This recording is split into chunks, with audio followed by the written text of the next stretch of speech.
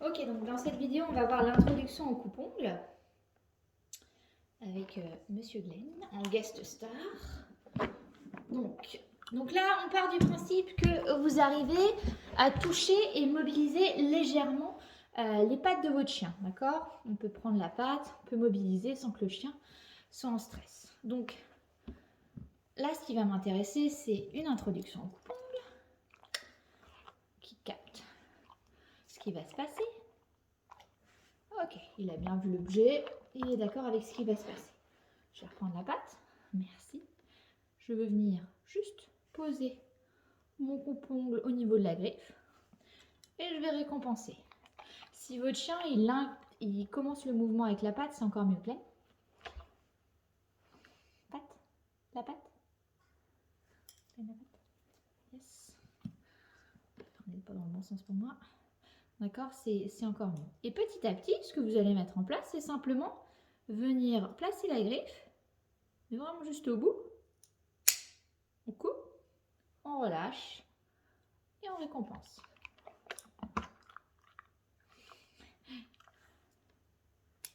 Pareil. On place tout doucement. Mais là, le chien est complètement relâché. Hein. D'où l'importance, en fait, de prendre vraiment son temps pour tout ce qui est mobilisation, pour tout ce qui est palpation. Là, le chien est complètement relâché et c'est vraiment ce qui m'intéresse. C'est une relaxation de la part du chien complète. Voilà. Et puis petit à petit, vous allez pouvoir demander un peu plus. Il se bloque en plus, oui. Pratique.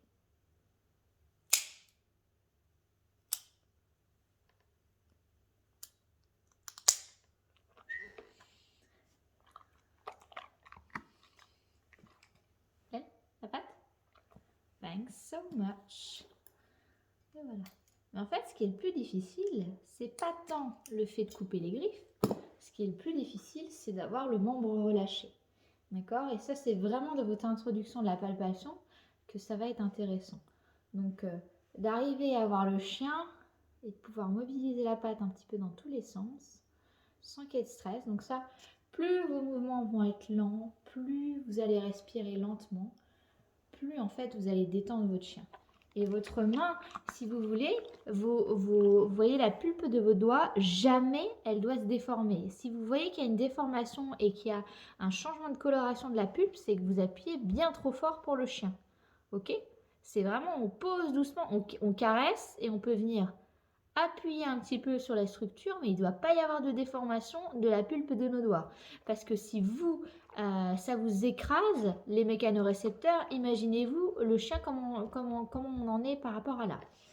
Une fois que vous avez fait 2-3 griffes, alors, on part du principe qu'on fait une griffe au démarrage, hein, mais une fois que vous avez fait 2-3 répétitions, etc., avec le coupe-ongle, on n'hésite pas à déconnecter le chien, Glenn, et on voit si le chien veut reprendre part à l'exercice.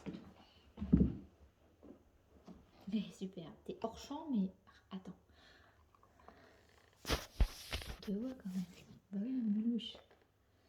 Et exactement pareil. Hop, on est reparti. Il me donne sa patte.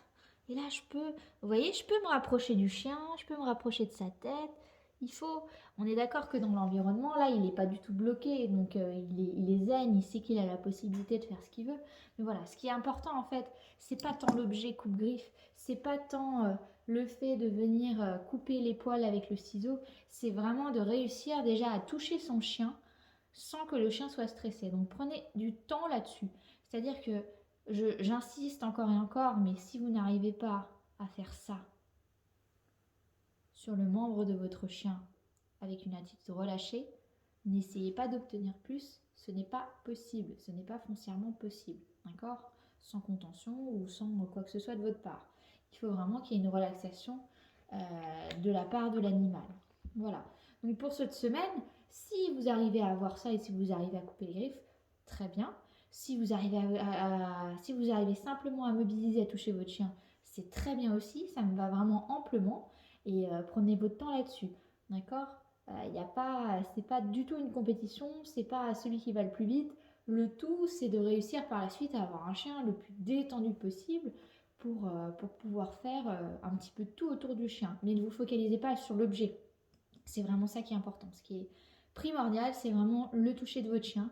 Donc, si vous avez encore des lacunes là-dessus, et c'est tout à fait logique que vous en ayez parce que c'est pas facile du tout ce que je vous demande, ça remet beaucoup de choses en cause, et ben remettez-vous simplement à la palpation du chien, à faire une palpation de façon très générale du chien.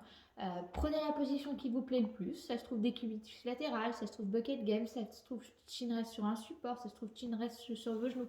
Faites ce que vous voulez et touchez le chien. Apprenez-lui à sentir votre énergie, à sentir son énergie et à voir que ça peut être hyper agréable. D'accord. Les mammifères sont des êtres de contact.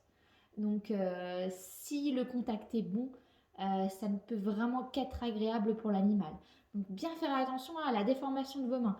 On ne touche pas un animal comme ça. On touche un animal entièrement, avec tous les récepteurs de notre corps, d'accord?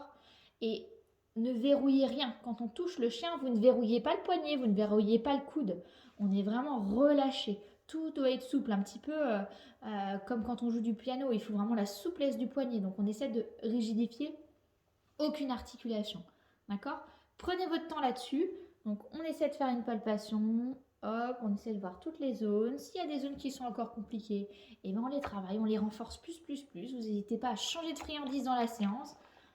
Si le ventre c'est compliqué, et ben on l'a fait au knacky, on commence hyper superficiel, et puis voilà, privilégiez aussi, vous allez voir, vous allez être étonné, mais en fait le chien ou le cheval aussi, en séance, il nous indique vraiment les zones qui les intéressent, et il nous indique les zones qu'il voudrait qu'on traite. Et c'est plein de petits détails qui font qu'en fait, l'animal va vous dire c'est là, il faut absolument que tu regardes là. Et il n'y a que comme ça en fait que vous avez la possibilité d'avoir cette lecture-là. Donc prenez vraiment votre temps.